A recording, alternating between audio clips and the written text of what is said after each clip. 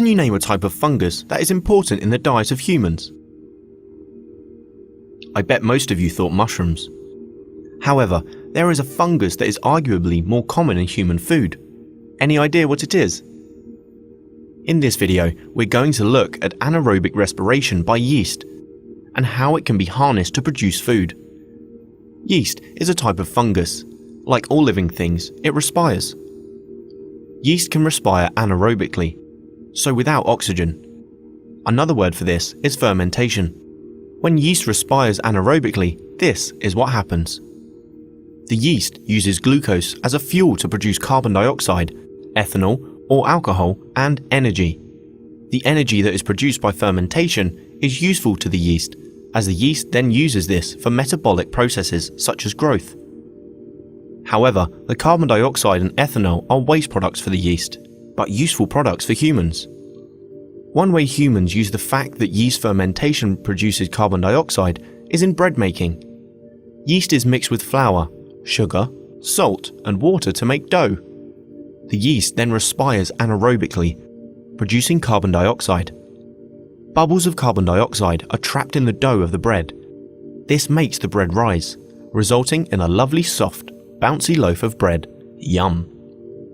Why do you think sugar is added to the dough? Pause the video to have a think about this. Sugar is added because it is the fuel for respiration. No sugar would mean the yeast is unable to respire. Respiring yeast produces alcohol, so why don't people get drunk when eating bread? When the bread is baked, the yeast is killed and the ethanol evaporates. Can evaporating ethanol help you think of another use for yeast? Yeast is also used in the production of beers and wines. This time, useful waste material is ethanol.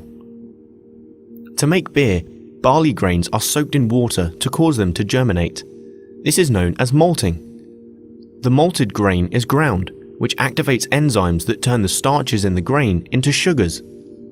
The mashed barley is then boiled, and hops are added to give flavor. As the mixture cools, yeast is added. The yeast fungus consumes the sugars from the grains and starts to produce carbon dioxide and alcohol. The beer is usually filtered and the yeast is recycled to make more beer. So we've had yeast to make bread, and barley hops and yeast to making beer. What about wine? Wine can be made at home in a demijohn. Why do you think bubbles are visible? Why do you think there is an airlock in the neck of the demijohn? Pause the video to discuss this. The bubbles show that carbon dioxide is being produced, as the yeast respires anaerobically. The airlock has two purposes. It allows the carbon dioxide out of the demijohn so that it doesn't explode. It also prevents air from entering the demijohn, ensuring the yeast continues to respire anaerobically and is not contaminated by other microorganisms. Hopefully, you now agree that yeast is a very beneficial microorganism that humans have learnt to use to our advantage, not only as mushrooms on our pizzas, but for making bread, beer, and wine. If you liked the video, give it a thumbs up and don't forget to subscribe. Comment below if you have any questions. Why not check out our Physiology app as well? Until next time.